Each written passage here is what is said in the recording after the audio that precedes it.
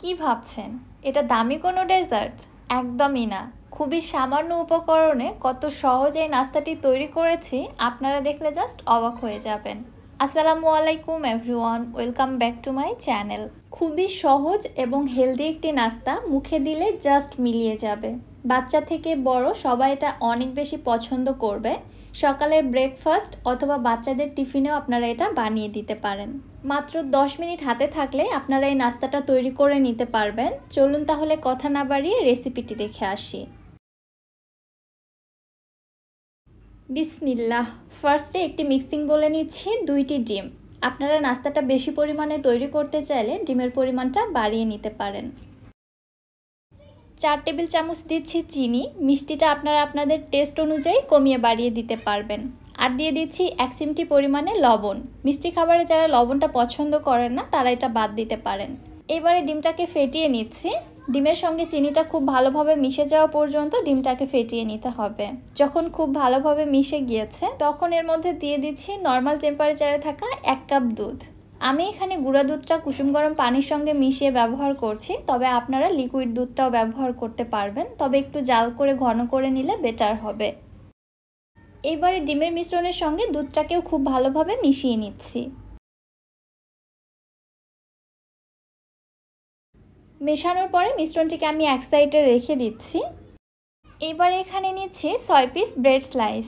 আমি যে পরিমাণে ডিম দুধের মিশ্রণ রেডি করেছি সেখানে 10 থেকে 12টি পাউরুটির নাস্তা তৈরি করা যাবে।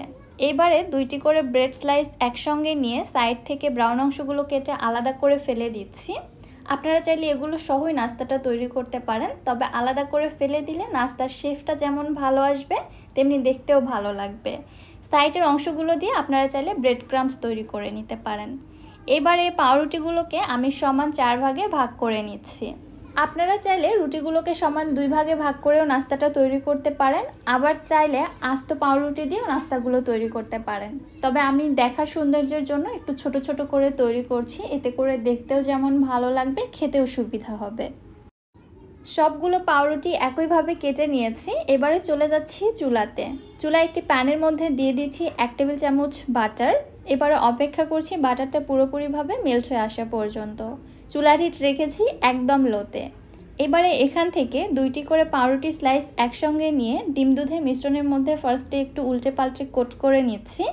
ডিম দুধের মধ্যে বেশিক্ষণ রাখা যাবে না, জাস্ট উল্টে পাল্টে ভালোভাবে একটু সোক করে নিয়ে সঙ্গে সঙ্গে উঠিয়ে সরাসরি প্যানের মধ্যে দিয়ে দিচ্ছি। এইভাবে অনেকগুলো নাস্তা একসঙ্গে তৈরি করে নেওয়া যায়। আমি বেশ অনেকগুলো নাস্তা একবারে প্যানের মধ্যে দিয়ে দিচ্ছি। যেহেতু অনেকগুলো নাস্তা একবারে দিয়ে দিয়েছি, আমার কাছে মনে হয়েছে এখানে আরও কিছুটা বাটার লাগবে। আমি আরও 1 টেবিল চামচ বাটারের মধ্যে দিয়ে দিলাম।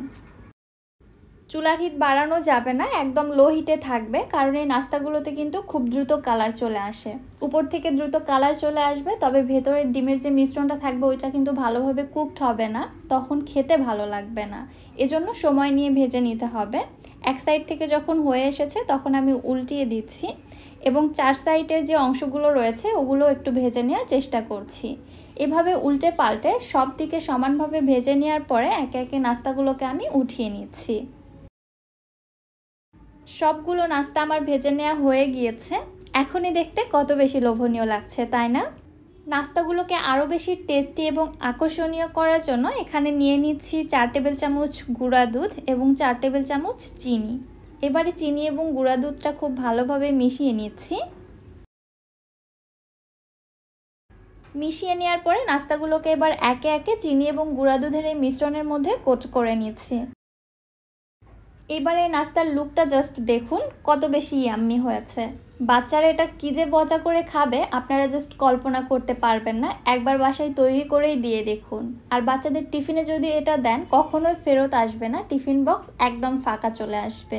সকালে যারা হেলদি ব্রেকফাস্ট করতে পছন্দ করেন তারা ঝটপট এই রেসিপিটি ট্রাই করতে পারেন।